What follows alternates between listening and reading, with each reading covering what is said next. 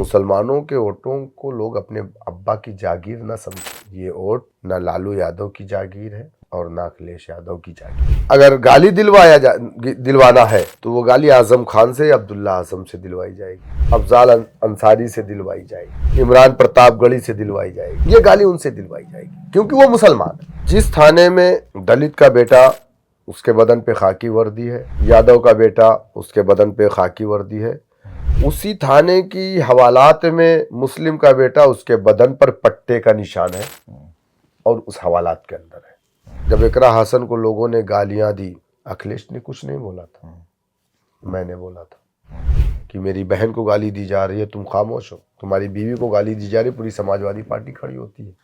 हैदराबाद से चलकर ओवैसी साहब बिहार चुनाव में पहुंचते हैं।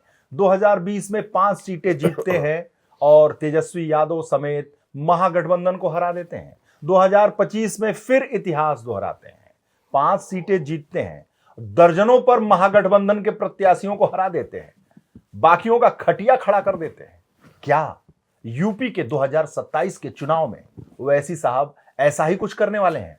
हमारे साथ शौकत अली साहब हैं जो प्रदेश अध्यक्ष हैं ओवैसी साहब की पार्टी के। शौकत साहब, बिहार में जो परफॉर्मेंस है, यूपी बहुत ही निर्णायक प्रदेश है, यहां क्या करने वाले हैं? लड़ेंगे इंशाल्लाह 2027 का चुनाव मजबूती के साथ।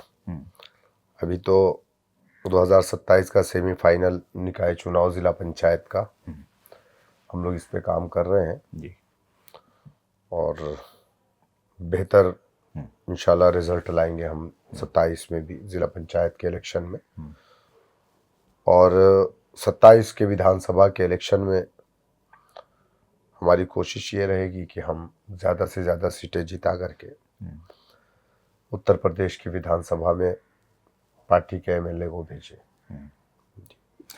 जिस तरीके से बिहार में आप लोगों ने कमाल किया, बहुत हल्के में लोग ले रहे थे, चाहे वो तेजस्वी यादव हों, चाहे राहुल गांधी हों, चाहे महागठबंधन के और लोग हैं। ठीक है, ओवैसी साहब आएंगे, वोट कटुआ है, तो वोट कटुआ की भूमिका में आप यूपी में रहेंगे। वहां तो आपने वोट कटुआ में सच में काट लिया, ऐसा काट लिया कि सरकार नहीं बनी। देखिए, आज़ादी के बाद से इस मुल्क में मुसलमानों ने अपना कोई सियासी प्लेटफॉर्म नहीं बनाया। हाँ, यही लखनऊ है और लखनऊ का रिफायाम क्लब है। 1947 के दिसंबर के महीने में देश की आज़ादी के बाद हिंदुस्तान के तमाम दानिश्वर मुसलमानों का एक कन्वेंशन बुलाया गया था, जिसकी सदारत मौलाना अबुल कलाम आज़ाद अलैहिर्रहमा ने की थी, जो देश के हमारे पहले एजुकेशन मिनिस्टर थे। वहाँ पर मुसलमानों से कहा गया था कि तुम अपना कोई सियासी प्लेटफॉर्म मत बनाना, कांग्रेस तुम्हारी पार्टी है, नेहरू तुम्हारे लीडर हैं, और अपनी सियासी जिद्दोजहद आप कांग्रेस के साथ रह करके करना। मुसलमानों ने चूंकि अपने बड़ों की बातों को हम मानते हैं, हमारे अकाबिर ने कहा तो हमने यस कहा, हमने लब्बैक कहा। हमने अपना कोई सियासी प्लेटफॉर्म नहीं बनाया। कांग्रेस हमारी पार्टी थी, दलितों की पार्टी थी, अगड़ों की पार्टी थी, पिछड़ों की पार्टी थी, हिंदू महासभा थी, मुस्लिम लीग थी। मुस्लिम लीग के जो नुमाइंदे वहां पर बैठे थे, उन लोगों ने इस बात से इनकार किया और वो उस कन्वेंशन से निकल गए। जो मुस्लिम लीग मौजूदा वक्त में केरला के अंदर है, जो कांग्रेस से अलायंस में भी रहती है, उन लोगों ने कहा नहीं, हम अपना सियासी प्लेटफॉर्म नहीं खत्म करेंगे। तो मुसलमान इस देश के अंदर कांग्रेस ने सबसे ज्यादा हुकूमत की है, और मुसलमान आजादी के बाद 30% सरकारी नौकरी में था, मौजूदा वक्त में 1% नहीं है। कांग्रेस की हुकूमत में महज 25 से 30 सालों के अंदर लगभग 30,000 दंगे हुए। मुरादाबाद का दंगा, ईदगाह के अंदर गोलियां, अलीगढ़ का फसाद, हशीमपुरा मलियाना का, सब कांग्रेस की हुकूमत में हुआ। बाबरी मस्जिद का ताला खोला गया, मूर्ति रखी गई।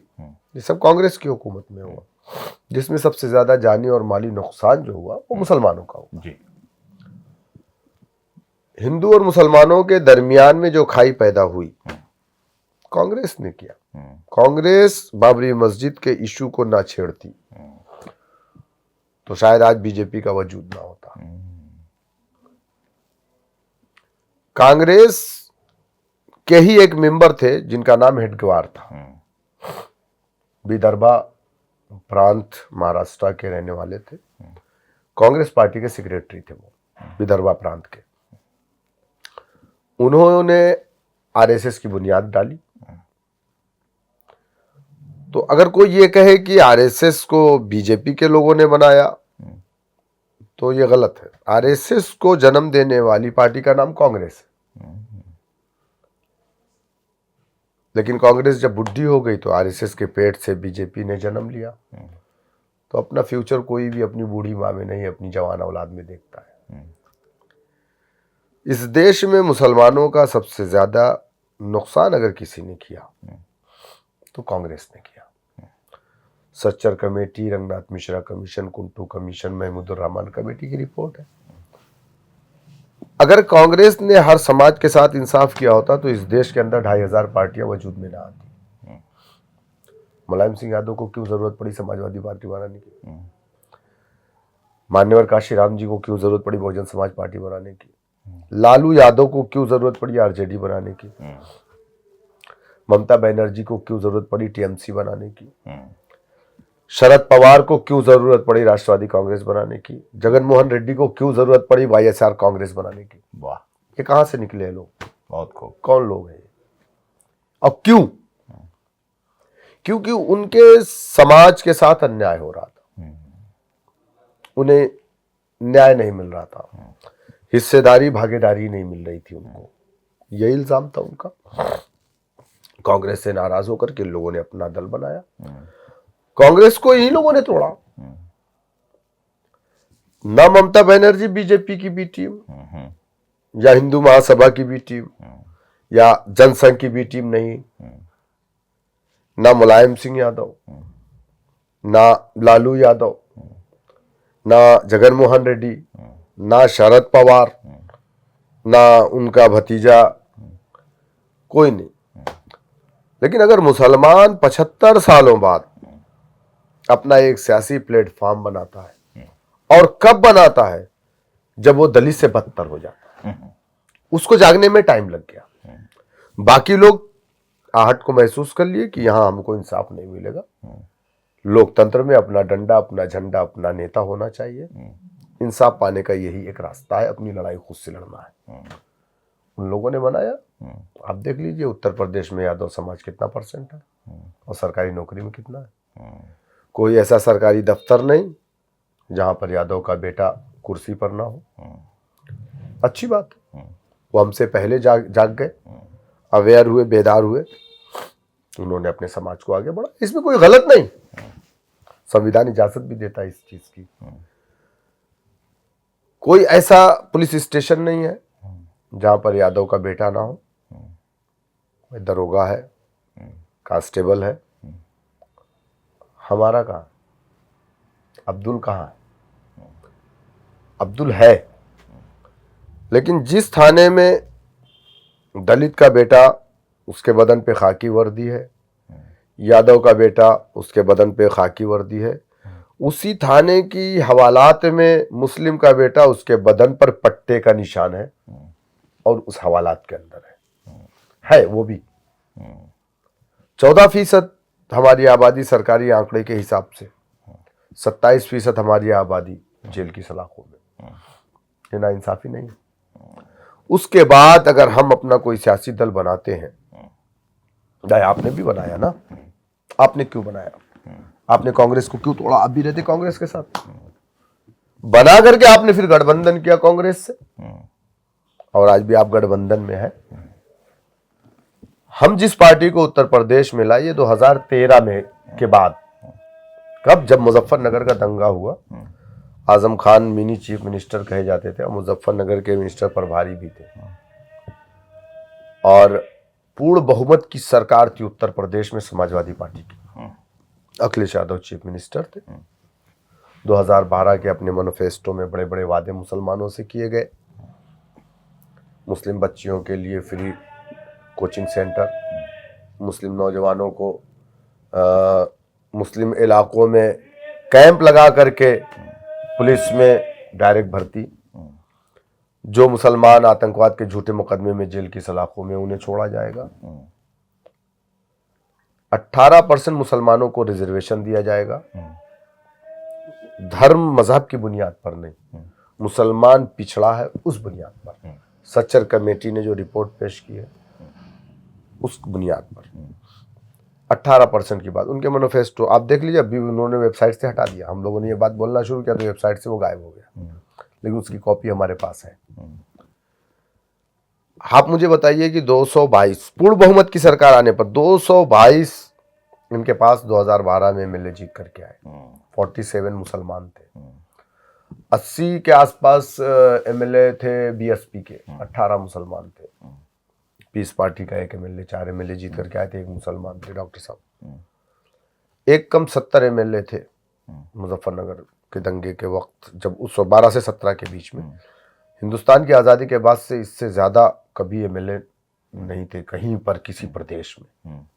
एक कम 70 मुस्लिम, किसी एक मुसलमान एमएलए समाजवादी बीएसपी का कोई सिंगल स्टेटमेंट या मुजफ्फरनगर के उन कैंपों में जहां 50,000 लोग बेघर थे और वो कैंपों में रह रहे थे, आपने देखा उनका चेहरा? कोई वीडियो देखा? आजम खान को देखा? जहां पर अनऑफिशियल 250 लोग दंगे में मारे जाते हैं, 17 बच्चियों का रेप होता है, वहां पर भाई मारा कोई भी गया हो, हिंदू हो या मुसलमान, क्या जरूरी था कि उस साल आप सैफई में अगर वो डांस वाला प्रोग्राम नहीं कराते, सैफई महोत्सव, तो कौन सी कमी आ जाती? आप छोटे हो जाते, दुबले हो जाते, पतले हो जाते, पार्टी को नुकसान हो जाता, क्या होता? एक तरफ 50,000 लोग कैंपों में थे, दिसंबर की ठंडक, और पश्चिमी यूपी का इलाका 1 डिग्री तक भी ठंडक रहती वहां पे, और हमारे सारे मुस्लिम एमएलए वहां पर जाकर के सैफई में नंगा डांस देख रहे थे करीना कपूर का। आप बताओ मुझे, मैं क्या महसूस करूंगा? तब हम लोगों ने रुख किया था हैदराबाद का। तब हम जाकर के दारुस्सलाम में बैरिस्टर ओवैसी से मुलाकात किए थे। अच्छा, आपने? यस। ओह, तब हमने जाकर के मुलाकात किया था और हमने कहा हम उत्तर प्रदेश में आपको चाहते हैं। हम क्यों गए?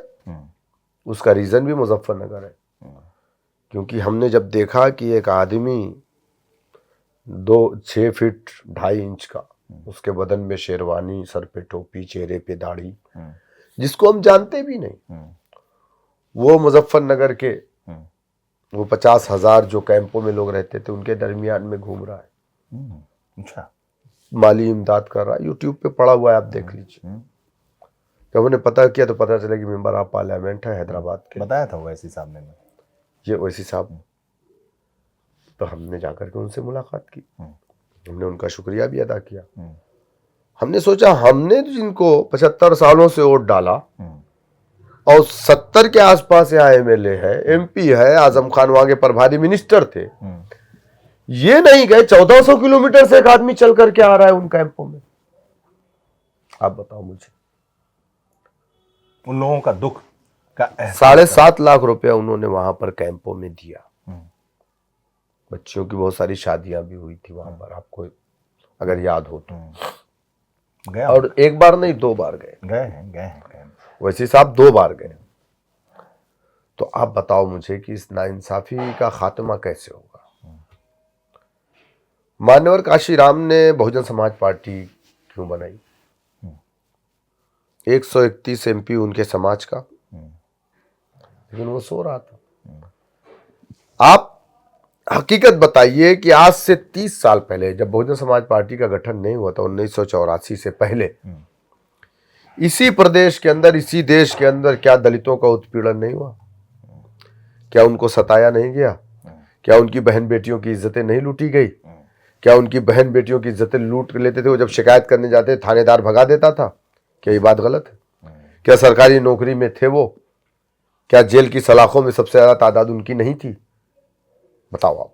131 एमपी उनका था, उसके बाद भी उनके साथ अन्याय हो रहा था। तब काशीराम ने जाकर के अपने समाज के बीच में कहा कि अगर तुम चाहते हो कि तुम्हारे साथ न्याय हो तो उसके लिए तुम्हें लोकतंत्र में अपना डंडा, अपना झंडा, अपना नेता बनाना पड़ेगा। काशीराम को अपना नेता मानना पड़ेगा और सत्ता की चाबी को अपने हाथ में लेना पड़ेगा। यही वो चाबी है जो न्याय के सारे दरवाजे को खोलेगी। और किसी के आगे गिड़गिड़ाने से, मांगने से तुम्हें कुछ नहीं मिलने वाला। तुम्हें अपनी लड़ाई खुद लड़नी पड़ेगी। तो मैंने काशीराम को पढ़ा, काशीराम पर भी इल्जाम लगा। किसने लगाया? काशीराम के समाज के लोगों ने, जो पुराने, अभी मैंने कहा ना कि तमाम सबकी पार्टियां कांग्रेस थी, आपकी, मेरी, दलितों की, पिछड़ों की, सबकी। इल्जाम किसने लगाया? पुराने कांग्रेसियों ने। जैसे पुनिया साहब हैं, कांग्रेसी है। तो अब जब भी कांग्रेस को काउंटर करवाना होगा तो पुनिया साहब से काउंटर, बीएसपी को काउंटर करवाएगी, क्योंकि पुनिया साहब दलित समाज से आते हैं। तो इसी तरीके से कांग्रेस ने उस वक्त काशीराम पर जब इल्जाम की झड़ी लगाई तो वो काशीराम के समाज के लोगों से ही लगवाई जो उनकी पार्टी में थे। लेकिन काशीराम को असर नहीं हुआ। काशीराम अपने उस न्याय यात्रा को लेकर के आगे बढ़ रहे थे, गांव गांव जाकर के अपने समाज के लोगों से मिल रहे थे। दुनिया ने देखा कि 9 सालों में अपने समाज की एक बेटी को सबसे बड़े प्रदेश का मुख्यमंत्री बनाया। और एक बात और मैं बता दूं आपको, 22% दलित है उत्तर प्रदेश में, लेकिन 16 जातियां। 11% जो दलित है जिन्हें संविधान ने अनटचेबल कहा है, अछूत कहा है, जिनका ताल्लुक मान्यवर काशीराम के समाज से है, उनके साथ अन्याय हो रहा था, उनका उत्पीड़न हो रहा था, उनकी बहन बेटियों की इज्जतें लूटी जा रही थी। बाकी जो 15 जातियां दलितों की हैं, उन्हें मंदिरों में जाने की इजाजत है। खटीक, वाल्मीकि, अयोध्या के इनके जो एमपी साहब हैं, वो तो कह रहे मुझे नहीं बुलाया जा रहा है, लेकिन मैं जैसे टाइम मिलेगा मैं नंगे पैर दौड़ा दौड़ा चला जाऊंगा। इन लोगों के साथ जुल्म नहीं हो रहा था, इनके साथ अन्याय नहीं हुआ था, वो 11% वालों के साथ। और मान्यवर काशीराम जी ने उन्हीं 11% में काम किया था और उन्हीं 11% को इकट्ठा किया। दुनिया ने देखा कि जो लोग उनके दरवाजे पे बैठना पसंद नहीं करते थे, उनके बर्तन में पानी पीना पसंद नहीं करते थे, आज अमित शाह और नरेंद्र मोदी जैसा आदमी टेलीविजन पे देखे होंगे आप कि उनके दरवाजे पर अपना खाना, अपना बर्तन लेकर के जाता है, दिखाने के लिए कि मैं दलितों के घर में खाना खाया हूं। ये सम्मान उन्हें कैसे मिल रहा है? ये सम्मान अगर उनको मिल रहा है आज पूरे हिंदुस्तान में, तो उसकी सिर्फ एक वजह है, मान्यवर काशीराम। आज सरकारी नौकरी में है। तो जो आप काशीराम की बातें और बसपा की बातें, मायावती जी की बातें कर रहे हैं, आप प्रदेश अध्यक्ष हैं ओवैसी जी की पार्टी के, AIMIM के, उसका क्या भविष्य है? उसका क्या रास्ता है? मैं आपको जो बात मैं आपको जो बात बता रहा हूं, मैं पृष्ठभूमि के लिए बता रहे हैं। देखिए, सेम वही चीज हमारे साथ, हम पर इल्जाम लगाने वाला वोट कटवा, आपके सवाल पे मैं आ गया, वोट कटवा, बीजेपी की बी टीम, कोई हिंदू नहीं, पंडित जी नहीं है, ठाकुर साहब नहीं है, हमारा दलित भाई नहीं है, मुसलमान। MIM को अगर गाली दिलवाना है तो वो गाली आजम खान से, अब्दुल्ला आजम से दिलवाई जाएगी, इरफान सोलंकी से दिलवाई जाएगी, अफजाल अंसारी से दिलवाई जाएगी, इमरान प्रतापगढ़ी से दिलवाई जाएगी। ये गाली उनसे दिलवाई जाएगी क्योंकि वो मुसलमान है। लेकिन अब नौजवान जाग गया है। बिहार में हमको 5 लाख वोट मिला था पिछले इलेक्शन में, हम 5 सीट जीते थे। इस बार हमको 9 लाख वोट मिला है। सारी ताकत इन लोगों ने लगा दिया। इमरान प्रताप गढ़ी तो समझो ऐसा लग रहा था कि वो अपने भाषण में 20 मिनट की तकरीर में 19 मिनट वो MIM और बैरिस्टर साहब को गाली देता था। 19 मिनट ऐसा लग रहा था कि कांग्रेस की जो लड़ाई है वो बीजेपी से नहीं है, उसकी लड़ाई MIM से है। क्या रिजल्ट आया? धुरंधर। जो ये हमारी जोकीहाट विधानसभा 3 बार का MLA मिनिस्टर, उनके वालिद सीमांचल के गांधी कहे जाते थे तस्लीमुद्दीन साहब, उनके दोनों बेटे चुनाव लड़ रहे थे। एक XMP, एक MLA मिनिस्टर। हमारी पार्टी को उन्होंने तोड़ा था, शहनवाज नाम उसका। एक मुखिया को यानी एक प्रधान को हमारी पार्टी ने टिकट दिया, और उन दोनों भाइयों की, एक RJD से लड़ रहा था और एक प्रशांत किशोर की पार्टी से, दोनों की जमानत जब्त हो गई। दोनों की जमानत जब्त हो गई। और एक कोचाधामन विधानसभा, वहां पर एक मास्टर मुजाहिद, बहुत कद्दावर नेता, 15 साल तक नीतीश कुमार के साथ रहे। लोकसभा के इलेक्शन में 2024 में रनर रहे JDU से। बेहतरीन, अच्छी पकड़ उनकी। एक नौजवान 35 साल का आदमी, कोई वजूद नहीं, जिला पंचायत सदस्य था, पूर्व जिला पंचायत सदस्य। पार्टी ने उसको टिकट दे दिया, हरा दिया उसने मास्टर मुजाहिद को 30,000 वोटों से।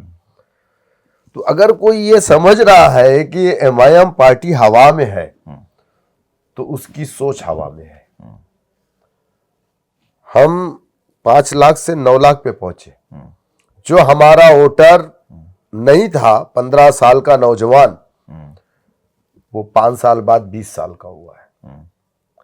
तो वो 5 और प्लस 4, हमारा जो वोट प्लस हुआ है वो हमारा नौजवान है और हमारी माएँ और बहनें हैं। उत्तर प्रदेश में हम मजबूती के साथ, मैंने कहा 27 में लड़ेंगे। हम तो कोशिश करेंगे, अखिलेश जी से भी और बहन जी से भी, दोनों लोगों से हम बात करेंगे। हम जाएंगे भी इंशाल्लाह इनके पास। नगाड़े की आवाज नहीं सुनाई देगी तो DJ के साथ जाएंगे। क्योंकि इन लोगों ने, हमारे समाज के लोगों के बीच में इनके लोगों ने कहा पिछले 2022 के इलेक्शन में, अखिलेश जी तो चाहते हैं, वैसी साहब गठबंधन नहीं करना चाहते, क्योंकि वैसी साहब तो बीजेपी की बी टीम है। और यही बात इन लोगों ने बिहार में भी फैलाया था। तो हम तो अखिलेश जी के पास जाएंगे, लेकिन हम 6 सीट पे नहीं। काशीराम का एक फार्मूला था, जिसकी जितनी संख्या भारी उसकी उतनी हिस्सेदारी। तो हम उत्तर प्रदेश में सारी बेईमानी के बाद 20% है, तो 403 सीट है, तो 20% के हिसाब से 80 सीट। 10% छोड़ देंगे उनके परिवार के लिए, उनका परिवार लड़ ले, अफजाल भाई का परिवार लड़ ले। 70 सीट की बात करेंगे। गठबंधन में लेंगे तो गठबंधन धर्म निभाया जाएगा, 2 सीटें मिलेगी उस पर लड़ेंगे। नहीं लेंगे तो फिर बेलगाम घोड़ा, जाहिर सी बात है, वो तो अपनी रफ्तार को छोड़ेगा नहीं। तो हम लड़ेंगे। हम तो 200 सीट पर तैयारी कर रहे हैं लड़ने की चुनाव। और बहन जी के पास जाएंगे तो क्या कहेंगे? सेम। दलित और मुसलमान से अच्छा कॉम्बिनेशन हिंदुस्तान में बन ही नहीं सकता। 20 और 20 40 होता है। बीजेपी को अगर कोई रोक सकता है तो यही गठबंधन रोक सकता है। और हमने पिछले इलेक्शन में भी बहुत कोशिश की थी। अशोक सिद्धार्थ साहब के पास 2 घंटे हम लोग बैठे, मीटिंग हुई थी 2022 के इलेक्शन से पहले। लगभग चीजें तय हो चुकी थी। हमारी कोई बहुत ज्यादा डिमांड नहीं थी कि हम बहुत ज्यादा सीटें हमको चाहिए। हमने यहाँ तक कहा था कि अगर आप सत्ता में आइएगा तो हमको आप मत रखिएगा अपनी कैबिनेट। लेकिन अब मुझे नहीं मालूम कि कहाँ से क्या हुआ, एकदम करीब आकर के वो गठबंधन नहीं हो सका। बहन जी के पास भी हम जाएंगे, हम कोशिश वहां भी करेंगे। वहां भी 80 सीटें मांगेंगे। देखिए सीटें मांगने की, देखिए मैं अपनी बात कर रहा हूं, जब गठबंधन की बात आएगी, हम टेबल टॉक होगी, तो ये झगड़ा नहीं रहेगा, ये झगड़ा नहीं रहेगा। वहां पर चीजों को कंप्रोमाइज किया जा सकता है, ऐसा नहीं है, पहले बात तो करें। लेकिन मसला यह है, हम मुसलमान हैं, हमें सियासत में अछूत समझा जाता है, हमारी लीडरशिप को अछूत समझा जाता है। हम जिस तरीके से दलितों को अछूत समझा जाता है, उस तरीके से मुसलमानों को सियासत में अछूत समझा जाता है। यही बात बैरिस्टर ओवैसी ने कहा, अब्दुल दरी नहीं बिछाएगा, अब्दुल को अपनी हिस्सेदारी चाहिए। बिल्कुल। एक फिल्म आपने देखा होगा, पुष्पा राज, साउथ की फिल्म थी पुष्पा राज। तो उसमें एक आदमी रहता है, मजदूर रहता है, वो चंदन का वो बहुत बड़ा सिंडिकेट रहता है, चंदन की तस्करी होती है, लकड़ी की। तो उसको ये जिम्मेदारी उस मजदूर को देते हैं वो सिंडिकेट के लोग कि अगर 1 करोड़ का माल तू पहुंचा देगा तो 5 लाख रुपया तुझे मिलेगा। तो पुष्पा ने कहा कि 5 नहीं, 4% चाहिए, मतलब 4 लाख चाहिए, लेकिन वो परसेंटेज चाहिए। तो उसका साथी मजदूर बोलता है कि भाई तूने गलती किया, 1 लाख का नुकसान कर दिया। बोले नहीं, 5 लाख लेता तो झुक करके रहता, नौकर बन करके, 4% लूंगा तो कांधे से कांधा मिला करके हिस्सेदार बन करके रहूंगा। तो हम हिस्सेदारी चाहते हैं, ताबेदारी नहीं, हम हिस्सेदार बनना चाहते हैं। हाँ, हम नौकरी नहीं करेंगे किसी की। इस बार नहीं जीतेंगे तो अगली बार जीतेंगे। हमने तो एक दरख्त तो लगा दिया, बीज तो डाल दिया, वो बड़ा तो हो रहा है, फल नहीं देगा साया तो देगा हमारी आने वाली नस्लों को। हम ये समझ करके, ये एक दिन की लड़ाई नहीं, 75 सालों से इस देश में हमारे साथ नाइंसाफी हुई है, 75 साल। तो ये लड़ाई लंबी है, एक दिन की लड़ाई नहीं। और हम थकने हारने वाले लोगों में से नहीं, हम लड़ेंगे, अपने समाज के लिए लड़ेंगे। उसके लिए हमारे समाज के लोगों से सपा बसपा कांग्रेस गाली दिलवाए, हमारे ऊपर फर्जी मुकदमे किए जाए, हमारे साथ जो है साजिशें की जाए, फर्जी मुकदमे में फंसाया जाए। एक दिन में 3 मुकदमे हमारे ऊपर किए गए, लेकिन हम उससे डरने वाले नहीं। हम लड़ेंगे अपने समाज। जब हम आए हैं, हम एक आंदोलन है, सिर्फ एक सियासी पार्टी नहीं, हम लड़ेंगे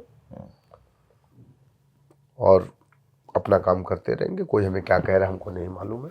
जो बैरिस्टर ओवैसी ने कहा कि हम जो अब्दुल है वो दरी नहीं बिछाएगा, वो हिस्सेदारी चाहिए, और उसी हिस्सेदारी को लेकर वो बिहार में लड़े और तेजस्वी यादव महागठबंधन सरकार से वंचित रहे। 6 सीट तो मांगा था ना, 60 तो नहीं मांगे थे, 5 तो जीत के आ गए ना, तुमने ही दिए। लेकिन तुम्हारा क्या नुकसान हुआ तुमने देख लिया। तुमने हमारे नेता को एक्सट्रीमिस्ट कहा, चरमपंथी, कट्टर आतंकवादी। तो लोगों ने जवाब दे दिया, कौन है चरमपंथी, कौन है एक्सट्रीमिस्ट। लोगों ने अपने वोटों से जवाब दे दिया। मुसलमानों के वोटों को लोग अपने अब्बा की जागीर ना समझे। ये वोट ना लालू यादव की जागीर है और ना अखिलेश यादव की जागीर है। हाँ, मुसलमानों के वोटों को लोग अपने वालिद की जागीर ना समझे और ना इसको बेवा का माल समझे कि कोई भी लूट करके लेके चला जाएगा। अब मुसलमान भी जाग चुका है और बैरिस्टर असदुद्दीन ओवैसी साहब को अपना लीडर मान चुका है। हाँ, और मैं तो कह रहा हूं कि अखिलेश यादव जी से आप भी बोल दीजिए कि हम चरमपंथी हैं, हम बीजेपी की भी टीम है। बोलिए, आप भी बोलिए। तेजस्वी यादव ने बोला था, आप भी बोलिए। और इमरान प्रतापगढ़ी से कहूंगा कि आप गालियां और दीजिए, तुम्हारी गाली हमें फायदा पहुंचा रही है। और तुम्हारा असर क्या हुआ? 125 साल बूढ़ी पार्टी, सत्ता में रहने वाली, 400 सीट लोकसभा में किसी वक्त में लाने वाली, 60 साल इस देश में हुकूमत करने वाली, 80 सीटों पर बिहार में लड़कर के कितनी सीट लाए? कितनी लाए? 6 सीट। तुम हुकूमत बनाने की बात कर रहे थे। इन्होंने किसको उतारा? वो एक MP साहिबा है कैराना की, इकरा हसन। ये जाकर के हमारे सीमांचल किशनगंज हमारे जो कैंडिडेट मुसलमान थे, जाकर के उनके सामने इन्होंने खूब प्रचार किया। कह रहे थे क्या वो हुकूमत बना रहे हैं? हम पूछ रहे हैं कि उत्तर प्रदेश में लोकसभा के इलेक्शन में समाजवादी चुनाव ना लड़े, क्या वो हुकूमत बना लेगी? 80 सीट भी अगर जीत जाएगी तो आप बताइए। हिस्सेदारी की बात कर रही है ना समाजवादी। इंडिया गठबंधन में रही तो फिर वो 37 सीट जीत करके हुकूमत तो नहीं बना पाए ना, तो फिर मुसलमान उनको वोट ना डाले, इसका मतलब। लेकिन मैं आपको बता दूं कि 2027 में जनवरी के महीने से बैरिस्टर असदुद्दीन ओवैसी साहब के प्रोग्राम्स अभी लगने शुरू हो जाएंगे 26 में। और कैराना की विधानसभा हम 22 में नहीं लड़े थे, लेकिन 27 में लड़ेंगे। और लोकसभा 29 में उत्तर प्रदेश में एक भी नहीं लड़े थे, लेकिन 29 में उत्तर प्रदेश की लोकसभा में भी हम अपने उम्मीदवार उतारेंगे। कैराना में भी लड़ेंगे, कैराना विधानसभा भी लड़ेंगे, जहां से इकरा के भाई नाहिद हसन विधायक है, और कैराना लोकसभा भी लड़ेंगे। हाँ, दुख हुआ है, जाहिर सी बात। तुम कठपुतली बन करके अखिलेश यादव की हमको गाली दिया तुमने। इकरा हसन के खिलाफ जब इकरा हसन को लोगों ने गालियां दी, वो पिंकी चौधरी कौन है गाजियाबाद का, अखिलेश ने कुछ नहीं बोला था, मैंने बोला था कि मेरी बहन को गाली दी जा रही है, तुम खामोश हो। तुम्हारी बीवी को गाली दी जा रही है, पूरी समाजवादी पार्टी खड़ी होती है लड़ाई लड़ने के लिए। मैंने बचाव किया था इकरा हसन का।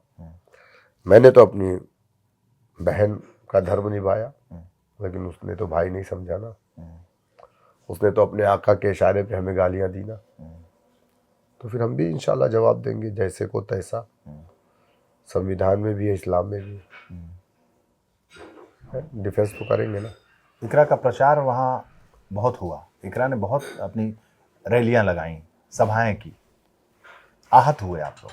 नहीं, हमारा नुकसान नहीं कर पाए ना लोग, हमारा फायदा किया। जितने इन लोगों ने गालियां दी हमको फायदा मिला, जितना बैरिस्टर साहब को इन लोगों ने गालियां दी, इल्जामात लगाए, हमको फायदा मिला। वही आदमी ठीक है, उनकी पार्टी है, उनकी पार्टी चुनाव भी नहीं लड़ रही थी, उसके बाद भी ये बेगानी शादी में दीवानी थी। ठीक है, इंशाल्लाह हम भी है उत्तर प्रदेश में। इकरा हसन की बहुत सारी रैलियां लगाई गई, हाँ। बहुत जोर शोर से उन्होंने वहां प्रचार किया। क्या हुआ? जहां जहां गई एक भी नहीं जीते। इमरान प्रतापगढ़ी जहां जहां गए एक भी नहीं जीते। इमरान प्रतापगढ़ी, आप बताइए भाई, तुम अच्छे शायर हो सकते हो, तुम 5 लाख रुपया लेकर के अच्छी नज़में पढ़ सकते हो, वो भीड़ इकट्ठा हो जाती है। मुसलमानों की फितरत में है कि मुशायरे में बहुत इंटरेस्ट रहता है, इनको भीड़ इकट्ठा हो जाती है। लेकिन आप बैरिस्टर वैसी नहीं बन सकते, तीसरी नस्ल सियासत में है।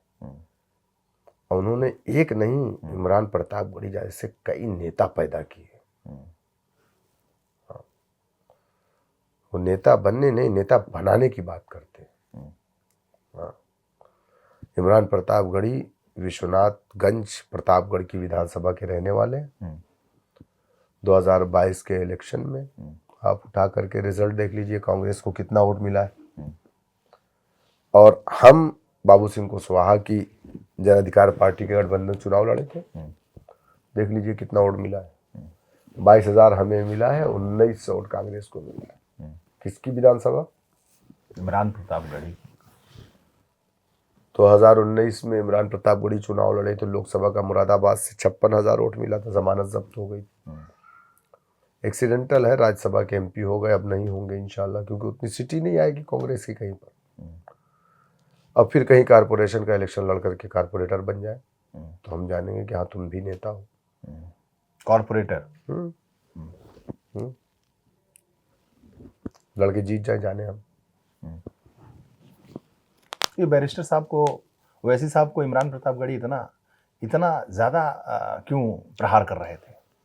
उनके कौम का मामला था। नहीं, मैंने आपको बताया ना अभी कि काशीराम को गाली दिलवाया जाएगा तो नहीं, इमरान प्रतापगढ़ी स्वतः संज्ञान लेके भी तो कुछ ज्यादा ही दिखाना चाह रहे होंगे ना। असल में क्या कांग्रेस होता है को ना कि प्रियंका गांधी को। चापलूसी में इंसान इतना घिर जाता है कि उसकी आंखों पे पर्दे पड़ जाते हैं और उसकी जबान उल जलूल बातें करने लगती है। क्या बोलना है क्या नहीं बोलना है वो ये सब भूल जाता है चापलूसी में, अपना नंबर बढ़ाने के लिए। मेरे ख्याल से 2 साल 3 साल बचा होगा उनका कार्यकाल, उसके बाद तो ये बन नहीं पाएंगे इंशाल्लाह। आप लोग भेज दीजिएगा। कहाँ? राज्यसभा। नहीं, हम तो गली की एक पार्टी है, हमारे पास कहाँ है, हमारे पास एमपी नहीं है, हमारे पास एमएलए कम है, तो हम कहाँ से उनको भेज पाएंगे? साथ ले लीजिएगा। किसको? इमरान प्रतापगढ़ी को। नहीं, इमरान प्रतापगढ़ी इतनी बड़ी इतनी बूढ़ी पार्टी के चेयरमैन है, वो भी राष्ट्रीय चेयरमैन है अल्पसंख्यक मोर्चा के, तो ये तो बहुत बड़े नेता हैं। मौलाना अबुल कलाम आज़ाद के बाद कांग्रेस पार्टी में कोई नेता पैदा हुआ तो इमरान प्रतापगढ़ी पैदा हुए। हम कहाँ उनके बराबर के हैं और हमारी पार्टी कहाँ उनके बराबर के? तो बहुत बड़े नेता। ओवैसी साहब भी नहीं बराबर के। अरे ओवैसी साहब तो सिर्फ बैरिस्टर हैं, उनको तो मुझे लगता है उनका पूरा खानदान बैरिस्टर है। उनके अब्बा बहुत बड़े डॉक्टर हैं। अच्छा, बहुत बड़े डॉक्टर हैं। ओह, इनका बहुत बड़ा हॉस्पिटल चलता है 2200 बेड का प्रतापगढ़ में। अच्छा। हाँ, फ्री में इलाज होता है। यूनिवर्सिटी चलती है इनकी, अच्छा। इमरान यूनिवर्सिटी के नाम से। चंदा भी खूब वसूला इन्होंने। हाँ, पता नहीं क्या आपको, इन्होंने बताया नहीं आपको? पूछिए उनसे। हाँ बिल्कुल, आप उनसे पूछिए। इनके वालिद साहब बहुत बड़े डॉक्टर हैं। जैसे ओवैसी साहब के हॉस्पिटल चलते हैं। हमारा तो बहुत छोटा सा क्लिनिक है।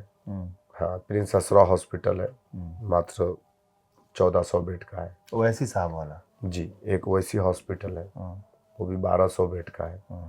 जो इंजीनियरिंग कॉलेज है, उससे बड़ा डेक्कन इंजीनियरिंग मेडिकल कॉलेज है, इंजीनियरिंग कॉलेज है, बी फार्मा का है। इनका तो पूरा बहुत बड़ा एम्पायर है इनका। इनका तो मेडिकल कॉलेज है, इंजीनियरिंग कॉलेज है, B pharma, C pharma, D pharma, pharmacist, nursing college, सब इनका बहुत बड़ा है वहाँ प्रतापगढ़ में। अच्छा। हाँ, और उसमें बहुत दबा करके इन्होंने चंदा भी वसूला था। देखिए इनके पेज पे पड़ा होगा, यूनिवर्सिटी के लिए इन्होंने 2012 में मेरे ख्याल से जमीन खरीदी है। अब तो बहुत बड़ी बन गई होगी, मैं तो देखा नहीं, लेकिन अब तो बहुत बड़ी हो गई होगी। इसीलिए अरदब में है आप थोड़ा। नहीं, जाहिर सी बात है, मानना पड़ेगा थोड़ा। नहीं, जाहिर सी बात है भाई, इतने बड़े लोग हैं, कई बार के एमपी हैं, जीत करके आए हैं।